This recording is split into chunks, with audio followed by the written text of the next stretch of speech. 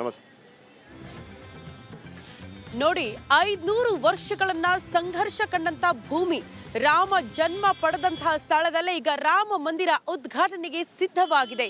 ಈ ಹೊತ್ತಲ್ಲಿ ರಾಮ ಮಂದಿರ ನಿರ್ಮಾಣ ಏನೋ ಆಯಿತು, ನಮ್ಮ ಮಕ್ಕಳು ಕೂಡ, ನಮ್ಮ ಮಗುವಿನ ಜನನ ಕೂಡ ಜನವರಿ 22ನೇ ತಾರೀಕೆ ಆಗಬೇಕು ಅಂತ ಎಷ್ಟೋ ಜನ ಗರ್ಭಿಣಿಯರು ದೇವರಲ್ಲಿ ಪ್ರಾರ್ಥನೆ ಮಾಡ್ತಿದ್ದಾರೆ. ಆ ಮೂಲಕ ನಮಗೂ ಕೂಡ ರಾಮ ಹುಟ್ಟಿ ಬರಬೇಕು ಅನ್ನೋದು ಗರ್ಭಿಣಿಯರ ಪ್ರಾರ್ಥನೆ ಆಗ್ತಾ ಇರೋದು. ಸೊ ಹುಬ್ಬಳ್ಳಿಯಲ್ಲೂ ಕೂಡ ಗರ್ಭಿಣಿಯರು ಜನವರಿ 22ಕ್ಕಾಗಿ ಕಾಯ್ತಾ ಇದ್ದಾರೆ ಅನ್ನೋದ್ರ ಡೀಟೇಲ್ಸ್ ಸದ್ಯ ಸಿಗ್ತಾ ಇದೆ.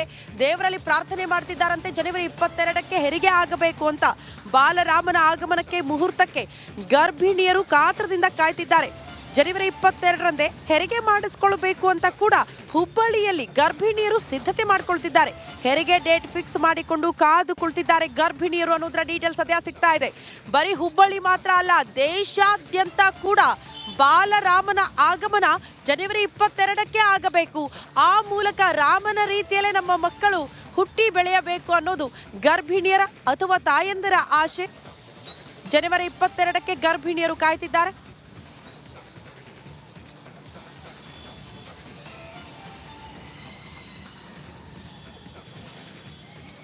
ನೋಡಿ, ಗರ್ಭಿಣಿಯರ ಕಾತರ ಯಾವ ರೀತಿ ಇದೆ, ಜನವರಿ 22ಕ್ಕೆ ಬಾಲರಾಮನ ಆಗಮನಕ್ಕಾಗಿ ಯಾವ ರೀತಿ ಕಾಯ್ತಿದ್ದಾರೆ, ಈ ಕುರಿತು ನಮ್ಮ ಪ್ರತಿನಿಧಿ ಪ್ರಕಾಶ್ ಹಿರೇಮಠ ಪ್ರತ್ಯಕ್ಷ ವರದಿ ಕೊಟ್ಟಿದ್ದಾರೆ. ನೋಡ್ಕೊಂಡು ಬರೋಣ.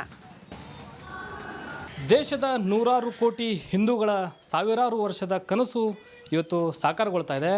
ಅಂದರೆ ಅಯೋಧ್ಯೆಯಲ್ಲಿ ರಾಮ ಮಂದಿರ ಉದ್ಘಾಟನೆಗೆ ಇನ್ನೇನು ಕ್ಷಣಗಣನೆ ಆರಂಭವಾಗಿರುವಂಥ ಹಿನ್ನೆಲೆಯಲ್ಲಿ ಕೋಟ್ಯಾಂತರ ಹಿಂದೂಗಳ ಕನಸು ಒಂದು ಕಡೆ ಇರೋದೊಂದು ಕಡೆ ಆದರೆ, ಇತ್ತ ಹುಬ್ಬಳ್ಳಿಯಲ್ಲಿ ಗರ್ಭಿಣಿಯರು ಈ ಒಂದು ರಾಮ ಮಂದಿರ ಉದ್ಘಾಟನೆಗೆ ಕಾತರಿಂದ ಕಾಯ್ತಾ ಇದ್ದಾರೆ. ಯಾಕಂದರೆ ಇನ್ನು ಈ ಬಗ್ಗೆ ಮಾತನಾಡಲಿಕ್ಕೆ ನಾಗರಿಕ ಹೆಬ್ಸೂರ್ ಅಂತಕ್ಕಂಥ ವೈದ್ಯರು ನಮ್ಮ ಜೊತೆಗಿದ್ದಾರೆ. ಅವ್ರನ್ನ ಮಾತಾಡ್ತೀನಿ. ಮೇಡಮ್, ಯಾಕೆ ಗರ್ಭಿಣಿಯರು ಅವತ್ತೇ 22ನೇ ತಾರೀಕಿಗೆ ಹೆರಿಗೆ ಆಗಬೇಕಂತಕ್ಕಂಥ ಇಚ್ಛೆಯನ್ನು ಹೊಂದಿದ್ದಾರೆ? ಆವತ್ತು ರಾಮದೇವರ ಪ್ರತಿಷ್ಠಾಪನೆ ಇರೋದ್ರಿಂದ ಆ ದಿನ ತುಂಬ ಮಹತ್ವದ ದಿನ.